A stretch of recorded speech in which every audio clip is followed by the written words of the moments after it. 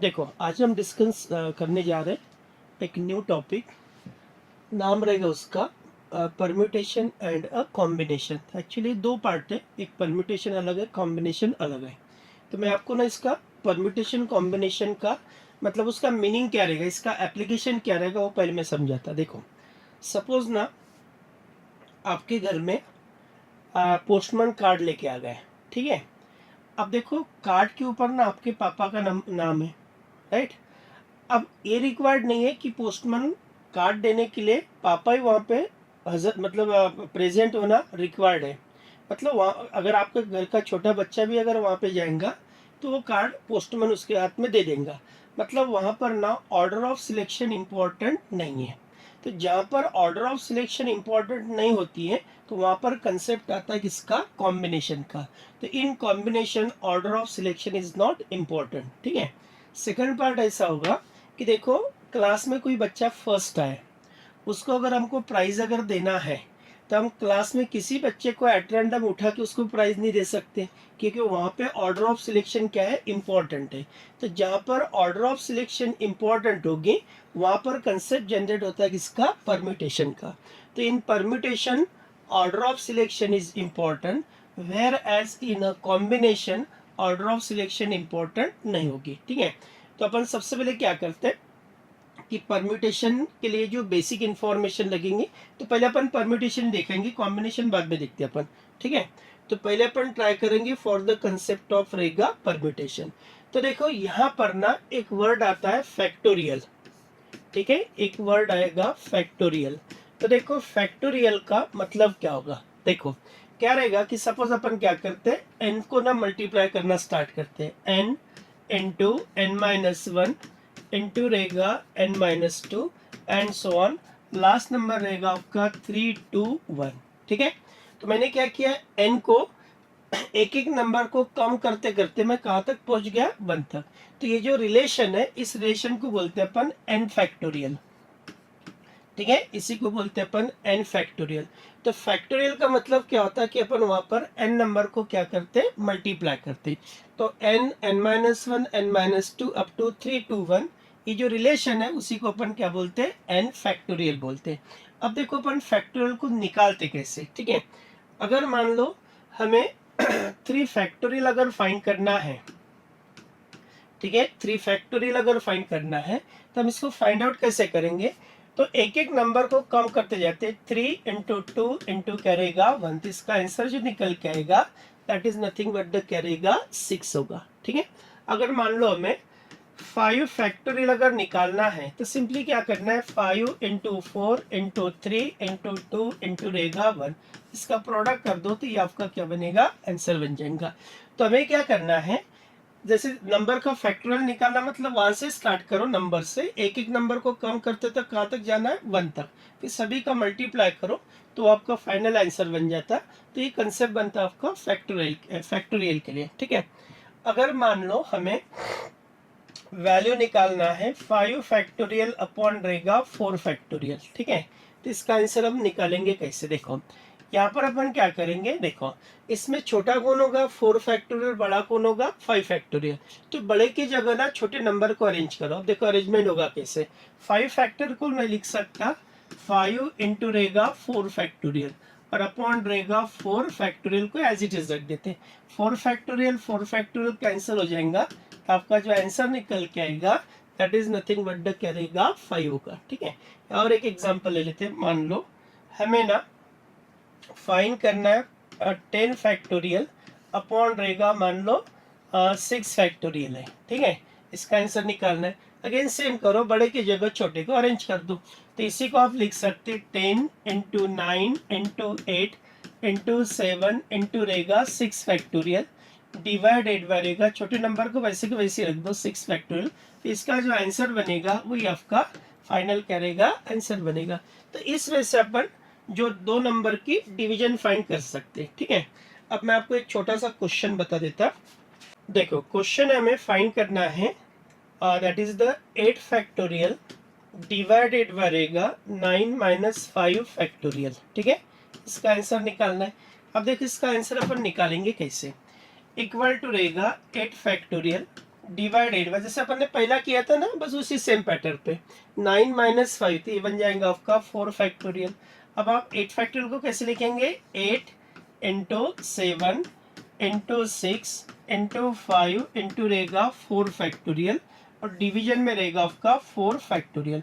4 factorial का cancel कर दो, और ये नंबर का जो आंसर रहेगा वही आपका क्या रहेगा, फाइनल आंसर रहेगा। प्रोडक्ट नहीं कर रहा हूँ मैं, वो प्रोडक्ट अपन कर सकते हैं, ठीक है। तो इस वजह से हम इसका फाइनल आंसर फाइंड आउट कर सकते हैं, ठीक है। जैसे हमारे पास एक क्वेश्चन है, हमें वैल्यू निकालना है n की।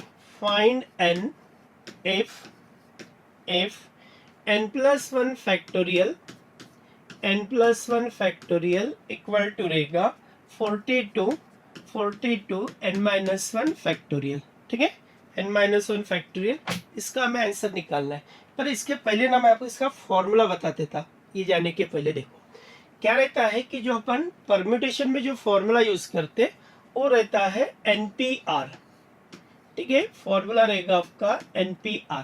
तो अपन n को बोलते हैं अवेलेबल ऑब्जेक्ट, ठीक है। जैसे अगर तुम शॉप में गए, आपके सामने 10 ड्रेस रखे हैं, है ना, वो हो गए तुम्हारे लिए अवेलेबल ऑब्जेक्ट। उसमें से 2 खरीदना है तो वो रहेगा आपके लिए सिलेक्टेड ऑब्जेक्ट, ठीक है। तो n is said to be a available object and r is said to be a selected object। तो इसका फॉर्मूला क्या रहता है, NPR का फॉर्मूला बनता आपका n फैक्टोरियल डिवाइडेड बाय रहेगा n माइनस r फैक्टोरियल। तो ये फॉर्मूला बनता आपका फॉर NPR के लिए, ठीक है। तो ये फॉर्मूला हमको इन जनरल यूज करना है। हालांकि क्या रहते हैं, जैसे अगर तुम्हें मान लो अगर 6, हाँ, इससे एक कंडीशन रहती है कि n is greater than equal to क्या होना चाहिए, r होना चाहिए, ठीक है। अगर मुझे ना मान लो 6p4 निकालना है ना, तो फॉर्मूला आपका यही है, NPR इक्वल टू रहेगा n factorial upon n minus r factorial, ठीक है। ये फॉर्मूले को अपन यूज करेंगे। ये लॉजिक इधर अप्लाई करो। n फैक्टोरियल मतलब क्या होगा आपका 6 फैक्टोरियल डिवाइडेड बाय रहेगा 6 माइनस 4 फैक्टोरियल, ठीक है। सो 6 फैक्टोरियल डिवाइडेड बाय रहेगा आपका 2 फैक्टोरियल। 6 फैक्टोरियल को कैसे लिखेंगे अपन, 6 इंटू 5 इंटू 4 इंटू 3 इंटू रहेगा 2 फैक्टोरियल डिवाइडेड बाय रहेगा 2 फैक्टोरियल। 2 फैक्टोरियल कैंसिल होगा, बाकी जो आंसर बनेगा आपका फाइनल आंसर में आ जाएगा, ठीक है। तो इस वजह से हम फाइंड कर सकते हैं कोई भी नंबर का परम्यूटेशन, ठीक है। तो ये उसका फॉर्मूला बनेगा, ये वाला NPR equal to n factorial upon n minus r factorial, ठीक है। अब इसी को मैं थोड़ा यूज करके बताता कि नहीं क्वेश्चन में देखो। क्वेश्चन ऐसा है, फाइंड n की वैल्यू निकालना है, ठीक है। Find n if n plus 1 factorial, ठीक है, n plus 1 factorial equal to 42 n minus 1 factorial, ठीक है। 42 n माइनस 1 फैक्टोरियल, ठीक है। अब यहाँ पर हमको क्या करना है, देखो n माइनस 1 फैक्टोरियल छोटी क्वांटिटी बनेगी और n प्लस 1 है बड़ी क्वांटिटी बनेगी। तो हम क्या करेंगे, ये जो बड़ा नंबर है ना उसको n माइनस 1 को एडजस्ट करेंगे। देख कैसे एडजस्टमेंट कैसे करते हैं अपन, एक एक नंबर को कम करते जाते हैं। अब देख कैसे, जैसे n प्लस 1 है तो पहले मैं n प्लस 1 को वैसे के वैसे रख देता, एक कम कर देता तो मुझे क्या मिलेगा, n मिलेगा। और एक कम करूं मैं तो ये बनेगा आपका n माइनस 1, और वहां पर मैं रुक जाता क्योंकि इधर का नंबर इधर एडजस्ट हो गया, तो वहां पर मैं रुक जाता। इक्वल टू रहेगा 42 इंटू n माइनस 1 फैक्टोरियल, ठीक है। अब हमारा n minus 1 factorial n minus 1 factorial दोनों क्या हो गए, कैंसिल हो जाएंगे, ठीक है। अब ये बनेगा आपका n इंटू n प्लस 1, है ना, n इंटू n प्लस 1। देखो n प्लस 1 इंक्रीजिंग ऑर्डर में है ना, तो मैं 42 को ना इंक्रीजिंग ऑर्डर में लिख देता, तो ये बनेगा आपका 6 7 जा, ठीक है, 6 7 जा। तो अब यहाँ पे कैसे भी कंपेयर करो, अगर तुमने n को 6 साथ कंपेयर किया तभी आपका आंसर मिल जाएगा। n प्लस 1 को 7 के साथ अगर कंपेयर किया, n प्लस 1 इक्वल टू 7, तो यहाँ से भी आपका वापस आंसर कितना आएगा, 6 ही आएगा, ठीक है। तो मैंने इसका ना क्वाड्रेटिक इक्वेशन नहीं बनाया क्योंकि left hand side increasing order में था, तो मैंने राइट हैंड साइड को भी 7 इंटू 6 नहीं लिखा मैंने, वो डिक्रीजिंग में होता था, ये इंक्रीजिंग में है तो इसको भी मैंने इंक्रीजिंग फॉर्म में लिखा, ठीक है। तो देखो मैंने क्या किया यहाँ पर, देखो हमें ना n की वैल्यू निकालना था। क्या इक्वेशन था हमारा, n+1 factorial equal to 42 n-1 factorial. ये छोटा नंबर है, मतलब फैक्टोरिएशन के हिसाब से ये छोटा रहेगा या बड़ा रहेगा। तो मैंने क्या किया, बड़े नंबर की जगह छोटे नंबर को अरेंज किया। अब देखो अरेंजमेंट कैसे किया, n+1 फैक्टोरियल कैसे निकालते, अपन एक एक नंबर को कम करते जाते हैं। कम वहां तक करेंगे जब तक ये नंबर अरेंज नहीं होता, राइट हैंड साइड वाला। तो n+1 के बाद एक नंबर को कम करो तो n आ जाएगा, और एक नंबर को कम करो तो n-1, इधर वाला नंबर एडजस्ट होगा तो वहां पे स्टॉप करो। n-1 फैक्टोरियल 42 n-1, ये दोनों नंबर क्या हो गए, कैंसिल। तो ये बन गया तुम्हारा n+1। 42 को लिखा मैंने 6 × 7। अब आप नंबर को कंपेयर करो, n = 6 होगा या n+1 = 7, तो n की वैल्यू कितना होगी, 6 होगी। तो ये हमारा रिक्वायर्ड वैल्यू होगी किसकी, n की, ठीक है। अब मैं आपको और एक सेम लॉजिक वाला क्वेश्चन बताता, देखो सपोज n ही फाइंड करना है। क्वेश्चन है n+3 factorial equal to 110 n+1 factorial, ठीक है, n+1 फैक्टोरियल। अब इसका आंसर हमें फाइंड आउट करना है। अब देखो ये फाइंड आउट हम कैसे करेंगे, अगेन देखो सेम लॉजिक होगा। ये छोटा नंबर है, ये बड़ा नंबर है, बड़े की जगह छोटे को अरेंज करो। अब देखो अरेंज कैसे करेंगे अपन, तो इसी को आप लिखेंगे n+3, n+3 के बाद आएगा n+2, n+2 के बाद आएगा n+1, है ना। एक एक नंबर को कम करते जाते फैक्टोरियल, इंटू रहेगा 1110 इंटू n+1 फैक्टोरियल, ठीक है। तो n+1 ये वाला नंबर होगा आपका कैंसल, ठीक है। अब देखो मैं इसको लिखता कैसे, n+2 इंटू क्या रहेगा n+3, है ना, इंक्रीजिंग ऑर्डर में लिखा। तो इसको भी इंक्रीजिंग ऑर्डर में कैसे लिखेंगे अपन, 10 इंटू क्या रहेगा 11, ठीक है। अब आप कोई भी ब्रैकेट को कंपेयर करो, देखो अगर आपने n+2 इक्वल टू मान लो 10 कंपेयर किया, ठीक है, और n+3 इक्वल टू अगर 11 कंपेयर किया, तो देखो क्या होगा, n इक्वल टू क्या होगा 80 होगा। इधर से अगर सॉल्व करके देखा तो वो भी कितना होगा 80 होगा। तो ये बन गई आपकी वैल्यू फॉर करेगा n। तो इस वजह से अपन वैल्यू निकाल सकते किसकी, n के लिए, ठीक है। अब इसी लॉजिक का मैं आपको और एक क्वेश्चन बता देता।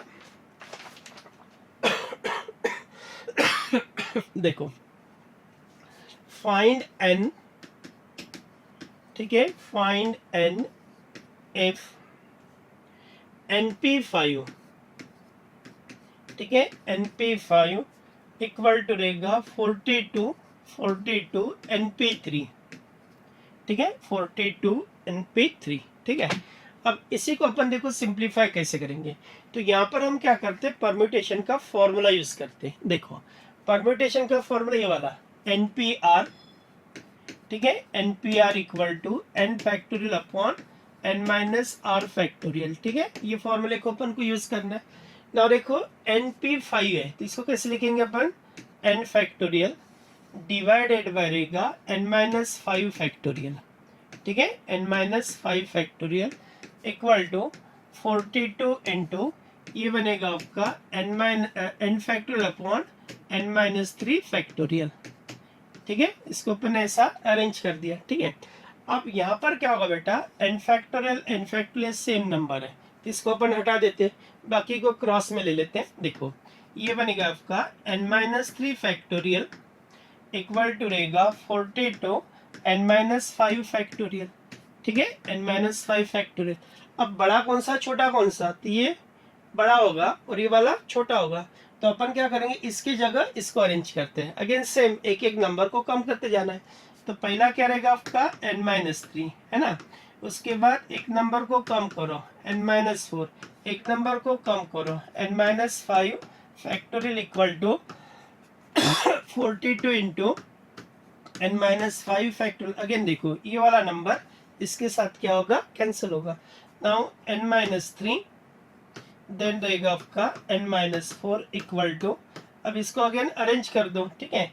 तो ये कौन सी ऑर्डर होगी इसकी, n-3 n-4। अगर मान लो नहीं समझ रहा आपको तो क्या करना है, एक नंबर लेना, जैसे अगर n इक्वल टू 6 लिया अपन ने, तो n-6 - 3 तो ये कितना होगा 3 होगा। और ये कितना होगा n माइनस 4, तो कितना रहेगा 2 होगा। मतलब कौन सी ऑर्डर हो गई फिर ये डिक्रीजिंग है ना, तो डिक्रीजिंग में होगी, तो इसको भी डिक्रीजिंग के फॉर्म में अरेंज करो, तो ये कितना होगा फिर 7 6 है ना, 7 इंटू क्या रहेगा 6 होगा, तो n माइनस 3 इक्वल टू 7 होगा और n माइनस 4 इक्वल टू क्या रहेगा 6 होगा। तो आंसर बनता है आपका n इक्वल टू 10, और इधर से भी आंसर कितना होगा n इक्वल टू क्या रहेगा 10 होगा। इस क्वेश्चन में एक ही देखना पड़ता कि हमारी ऑर्डर ना दोनों साइड में सेम होना चाहिए, order in the sense increasing या डिक्रीजिंग, वो वाला कंसेप्ट हमारा मैच होना चाहिए, नहीं तो फिर इधर अगर गलत बन गया तो फिर आंसर आपके दो दो आएंगे, है ना। तो ये आपका रिक्वायर्ड आंसर बनेगा। तो यहाँ पर हमारी जो इनकी वैल्यू बनेगी that is nothing but the क्या रहेगा 10 हो जाएंगे, ठीक है। 11p r minus 1 divided by रहेगा 12p r minus 2 equal to रहेगा 14s23 फाइंड r। तो यहाँ पर हमें क्या करना है r की वैल्यू फाइंड आउट करना है, ठीक है। अब देखो अपन r की वैल्यू फाइंड आउट करेंगे कैसे, देखो अगेन से हम डिवीजन डिवाइड s2 मतलब वो डिवीजन के फॉर्म में होगा, तो इसी को अपन ऐसा लिखेंगे 11p r minus 1 divided by रहेगा 12p r minus 2 equal to रहेगा 14 अपॉन करेगा 3 होगा, ठीक है। इधर ना अपन क्रॉस मल्टीप्लाई कर लेते हैं, क्रॉस में ऐसा रहेगा 3 into 11p r minus 1 equal to रहेगा 14 इंटू 12p r माइनस रहेगा 2, ठीक है, r माइनस रहेगा 2 इक्वल टू 3 इंटू, अब देखो यहाँ पे सेम फॉर्मूला यूज करो वाला npr equal to n factorial upon n minus r factorial, ये फॉर्मूले को यूज कर लेंगे। देखो अभी इससे क्या होगा, ऊपर वाला नंबर तो हमारा वैसे की वैसी है, तो ये रहेगा आपका 11 फैक्टोरियल, नीचे में हम सब्ट्रैक्शन करते हैं, मतलब क्या होगा 11 minus r plus 1 into factorial, ठीक है, इक्वल टू 14 इंटू रहेगा 12 फैक्टोरियल डिवाइडेड बाय रहेगा 12 माइनस r प्लस 2 फैक्टोरियल, ठीक है, अरेंज कर लिया। देखो अभी फाइनल कैलकुलेशन कैसे रहेगा आपका, देखो 3 इंटू, अब हम क्या करेंगे 12 की जगह ना 11 को अरेंज करते हैं, ठीक है, तो ये सब बनेगा 11 फैक्टोरियल डिवाइडेड बाय 11 प्लस 1 तो रहेगा 12 माइनस r फैक्टोरियल, ठीक है, 12 minus r factorial equal to ये रहेगा आपका 14 इंटू 12 इंटू रहेगा 11 factorial whole divided by 14 minus r factorial, ठीक है, 14 माइनस r फैक्टोरियल। अब इसमें देखो कैंसिलेशन क्या होगा, 11 फैक्टोरियल आपका कैंसिल हो जाएगा, ठीक है। नाउ 3 1 जा 3 4 जा, ठीक है, 3 1 जा 3 4 जा, ये भी कैंसिल में आएगा, इसको मैं फाइनल क्रॉस में ले लेता अभी। देखो ये रहेगा आपका 14 minus r factorial equal to रहेगा 12 minus r factorial, 12 minus r factorial into 14 into रहेगा 4, ठीक है, इंटू रहेगा 4। अब देखो बाकी का कैलकुलेशन कैसे बनेगा, देखो अब अपन कहाँ पर किसको अरेंज कर सकते हैं, ठीक है, तो देखो इसको ना एक एक नंबर से कम करते जाते हैं अपन, तो ये रहेगा पहला आपका 14 माइनस r, एक नंबर को कम किया तो 13 माइनस क्या रहेगा r, ठीक है, और एक नंबर को और कम करो तो रहेगा आपका 12 minus r factorial equal to रहेगा 12 माइनस r फैक्टोरियल इंटू रहेगा 4 4 जा 16 6 कैरी 1 4 इंटू 4 4 जा 16 कैरी 1 होगा, तो ये बनेगा आपका 56 होगा, इनमें से ये वाला नंबर होगा कैंसिल, ठीक है। नाउ 14 माइनस r और नेक्स्ट रहेगा 13 माइनस r इक्वल टू रहेगा 56। अब इसका आंसर क्या होगा तो ये आप लोग फाइंड आउट कर सकते, ठीक है। तो ये होगा हमारा कंसेप्ट फॉर, अब ये थोड़ा डायरेक्ट क्वेश्चन मैंने बताया, अब एग्जाम में कैसे क्वेश्चन आते हैं वो अपन टेक्स्ट बुक से ले लेंगे फिर, ठीक है। तो ये हमारा मतलब एक बेसिक कंसेप्ट होगा कि हम परम्यूटेशन को सॉल्व कैसे करेंगे, ठीक है।